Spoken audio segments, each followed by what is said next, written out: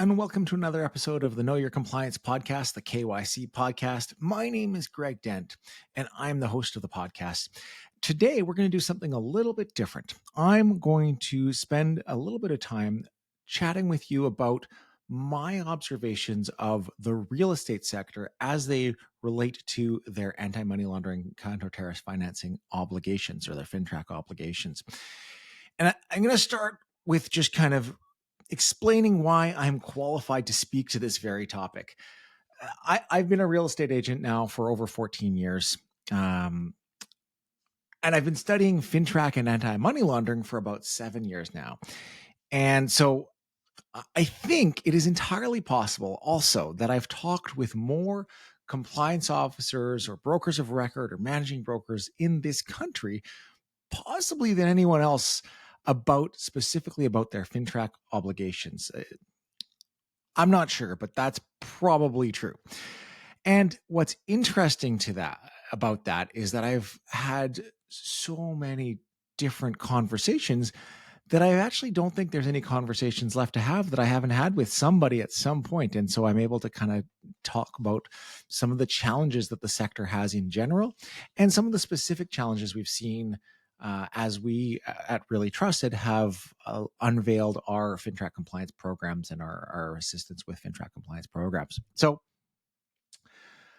actually, one other thing that I think is important that makes me somewhat qualified to speak about this is I've now delivered training on FINTRAC, on anti-money laundering, on counter-terrorist financing to hundreds and actually definitely into the thousands of real estate agents in Canada, and the feedback and the questions that they've asked help inform my understanding. So I think I am somewhat qualified to talk about this, and that's what I'm qualified to talk about. That's what you're going to get to listen to today. So if you're interested in about how the real estate industry has done with their FINTRAC obligations, or how it hasn't done.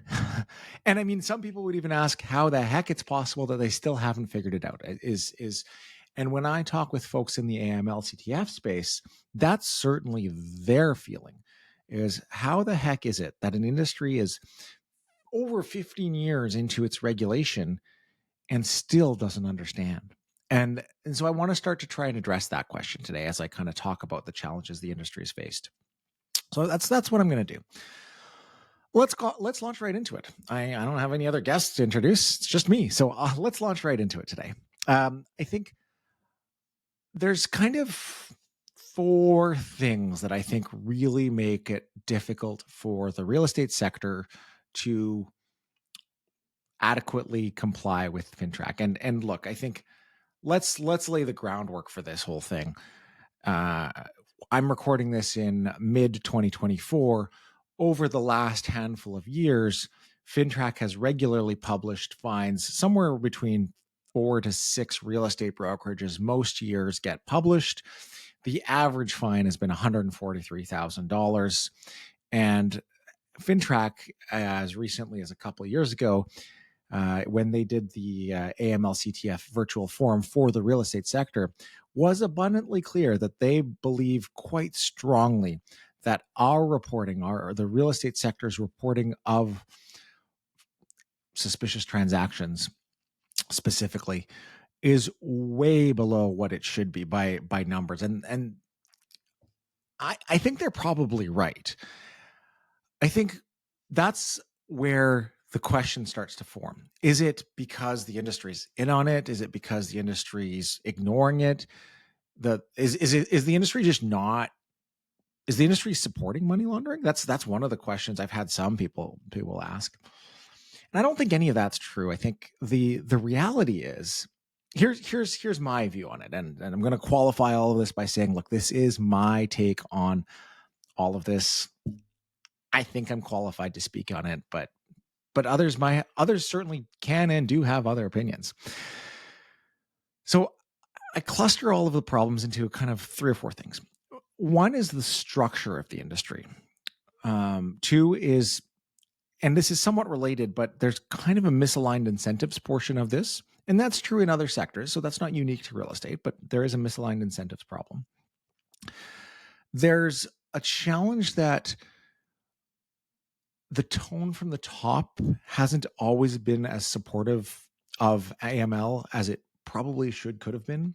And I'll unpack that in a second as well.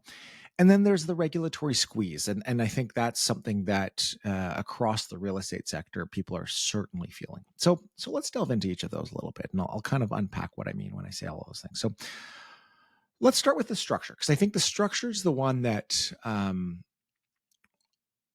I've had pushback on this from people within the industry. And I guess the funny thing to me is the challenge within this real estate sector, and why I talk about the structure being a problem is a couple of different things. First of all, the real estate sector is a ton of small businesses, occasionally medium-sized businesses, but mostly small mom and pop operations. I hang my license at a brokerage of 75 agents, which is kind of medium size, I suppose, for the real estate sector. But if you go look at the financials of that business, there's a total of, I don't know, 3 or 4 full-time staff. It's not a massive operation. There's not huge profits. There's not huge revenues, in fact. So when you realize that my medium-sized brokerage is still very much a small business, you realize that one of the challenges you're going to have is compliance, therefore, is going to be a large cost unless you find a way to deliver that within the structures you already have. And that's the next part of things, is that most of these small businesses are owned and operated by real estate agents who became owners of brokerages, often become the managing broker or broker of record of those brokerages, because that's the next natural step in their progression. Not necessarily because they wanted to run a business, but because they were running a business of sales and saw an opportunity to run a bit more of a consistent business, and or have a deep desire to support and train others and form and have leadership that way. But in all of those cases, I can almost assure you that there is no broker in this country who got into owning a brokerage because they wanted to make sure that their FINTRAC obligations were properly addressed. I kind of smile when I say that because it's so obvious. But I think my point here is that compliance is one of the things they're obligated to do, but it's not something that they're super inspired by, and it's not something they particularly want to do. And I don't mean just their AML/CTF compliance. There's other compliance. We'll talk more about that in a second when I talk about the regulatory squeeze. And so I think the very structure is problematic. Part 2 of the structure still being problematic. There's actually 3 parts to the structure itself. Part 2 is that the vast majority of brokerages have agents who hang their license at a brokerage, but those agents are independent contractors. And that creates a real problem for the broker owners who have these responsibilities of a FINTRAC compliance program for the purposes of our conversation today, but whose staff are constantly, whose agents, and I shouldn't use the term staff, whose agents are essentially their customers. If I'm an agent hanging my license at XYZ brokerage, I can move my license to some other brokerage like that. Just a snap of a button, I can move my license to somebody else. And so if I impose significant burdens on an agent's doing their business, whether that's a financial burden or a time burden doing some sort of additional form or paperwork, no matter how right it might be, it's a competitive marketplace. And so I risk losing agents when I do the right thing from a compliance point of view, because the brokerage across the street might not be doing all of the same things. And so there's an additional kind of structural problem there. And I think the last part of the structural problems, this is more about misaligned incentives, maybe, but it's certainly part of the structure as well, is that by definition, the real estate sector is a sales organization, or is a sales driven industry. And the agent makes money every time they do a sale. Therefore, they want to be doing sales. And so there is an element of I mean, to use the really aggressive term, there is an element of willful blindness that might exist in some cases. At the very least, agents don't have incentives to stop doing deals for some sort of a regulatory burden or for some sort of a hiccup on the compliance front. And now, look, I've spent time on other episodes of this show talking about why compliance is important and compliance is the right business decision and why it saves businesses of all sorts, money and time and all the rest.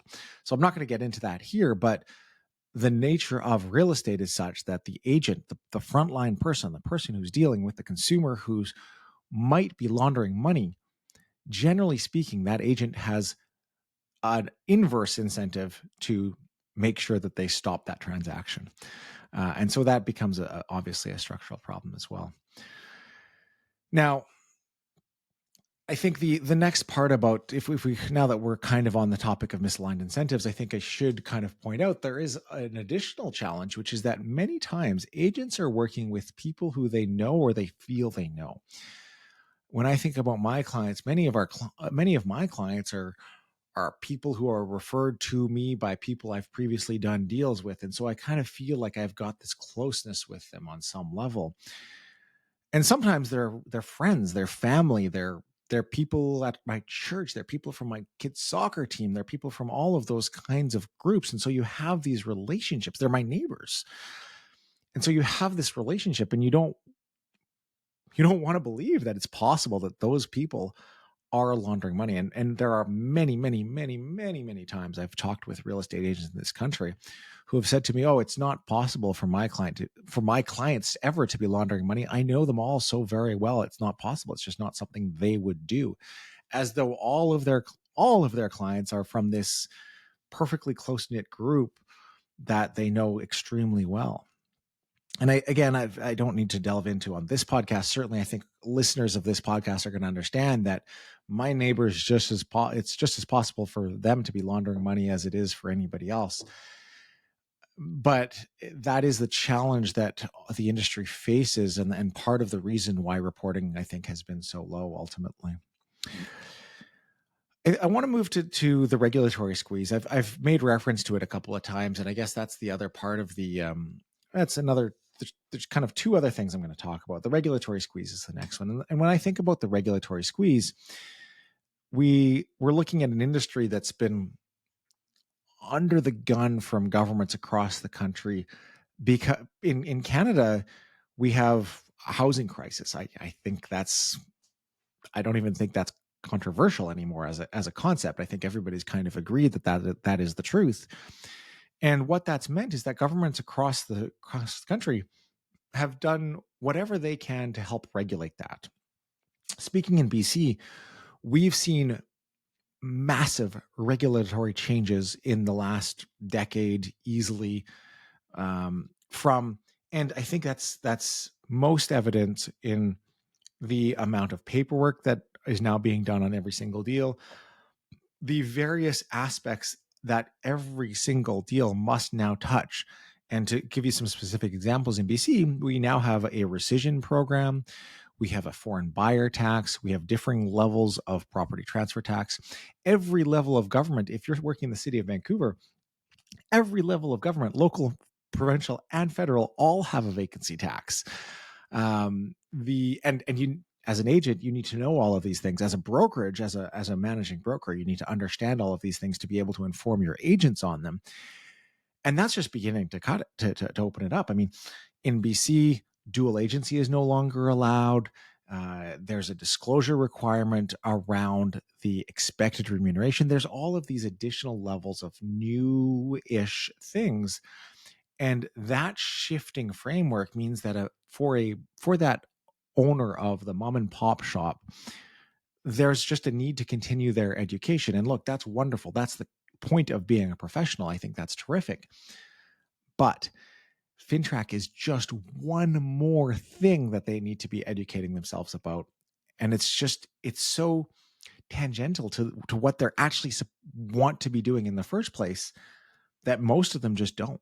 Most of them just don't have the capacity. Either they don't want to, or they just literally don't have the capacity. But my point is that, actually, let me even get a step further back. When you own a real estate brokerage, your business is the business of recruiting new agents, training and assisting your current agents, and making them successful. The compliance stuff is stuff you do because that's the actual business. That's how the business is expressed. That's where the money comes. But your success truly is measured on your ability to keep your current agents and recruit new ones. That's when you're running a brokerage, the constant goal is to add new, well-qualified, in most brokerages cases, agents to the pile. And look, that's going to change depending on your brokerage model. Sometimes it's just a sheer number thing. Sometimes it's quality as well. But the point is that your job as a broker owner of a real estate brokerage is to make sure that you have salespeople doing the job and to help those salespeople do the job. All of the compliance stuff is one more thing that's thrust upon you. And honestly, what ends up happening for most broker owners is they just don't have the capacity to learn about FINTRAC, to learn about their anti-money laundering obligations to the level of detail that it takes to be successful at it. And so that's somewhat of a structural problem. That's somewhat of a regulatory squeeze problem, but ultimately it expresses itself as most brokerages in this country and most broker owners in this country just not being able to have the bandwidth to deliver, implement, and maintain and operate a FINTRAC compliance program. And that's the insight I think that my team and I came up with about 3 or 4 years ago as we started to push towards the delivery of what we now call FINTRAC Express, where we take on all of that responsibility. Well, not all, but where we take on the creation of and the maintenance of the FINTRAC compliance program, and we put broker owners in a position where they can just operate the program. That's the insight. The reason we went down that path was because we saw broker owners everywhere drowning in their FINTRAC obligations as just being the needle, the hay that broke the camel's back, right? It's the one more thing that they had to do.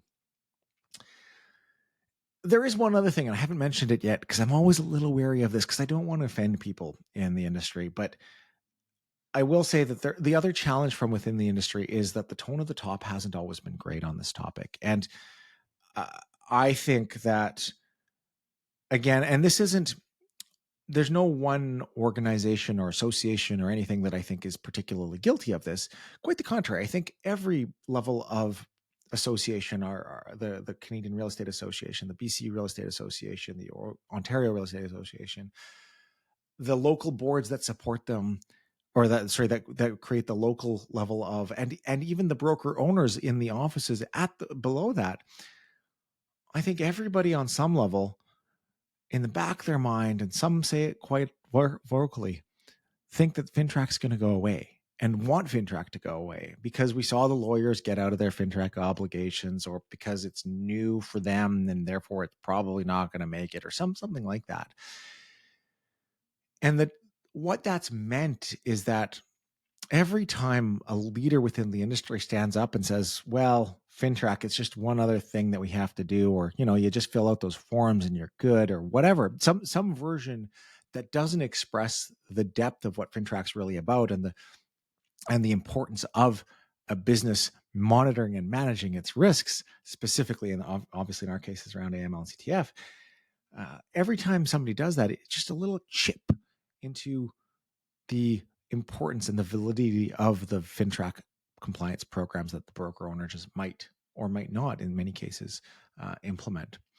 So I guess the tone from the top, and again, I don't want to belabor the point, but everybody's done what they can to help support the agent at the end of the day, but it's so diluted by the time it gets to the agent that many agents, I know this is true because almost every week I have a conversation with an agent somewhere who says to me, well, as long as I'm filling out the forms, I'll be fine, right? And I think our listeners will probably understand that that's obviously not the truth. And it's not coming from a place of not wanting to comply.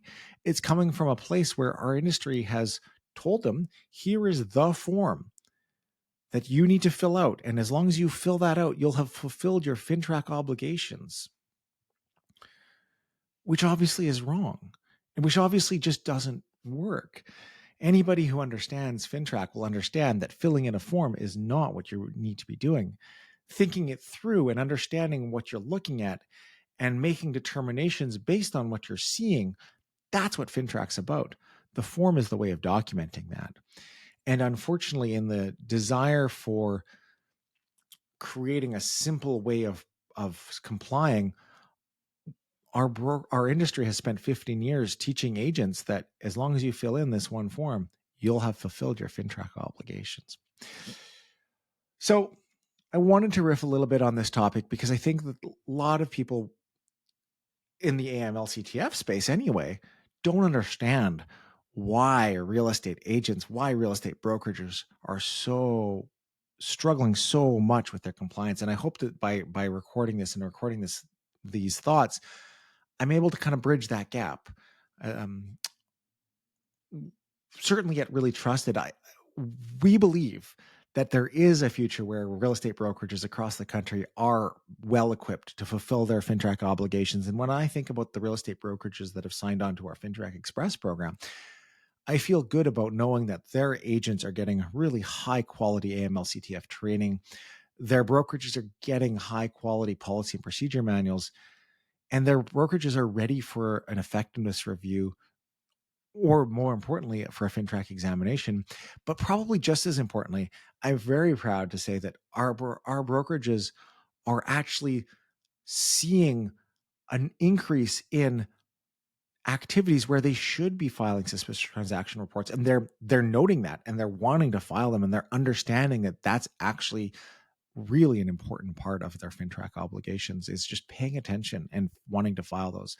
And we're seeing that expressed in the brokerages who we're working with on a regular basis. So I believe that the real estate sector one day will be in a better position. And I think that certainly where I think Really Trusted is making a dent, that's where it is right now, is we're able to help those brokerages better understand their FINTRAC obligations and better position them to be fulfilling their FINTRAC obligations. So I hope today's podcast, as different as it's been just to listen to me for 25 minutes, has been helpful. And I do hope that you'll continue to join us on the KYC pod as we have more guests and talk about other topics related to FINTRAC and anti-money laundering and compliance overall. Have a wonderful day. Thanks for tuning in to another episode of the Know Your Compliance podcast. If you'd like more information about our guests, have a story idea, or want to be a guest, please reach out to hello@kycpodcast.com. If you want to discuss your anti-money laundering compliance needs with a member of the Really Trusted team, go to www.reallytrusted.com/consult.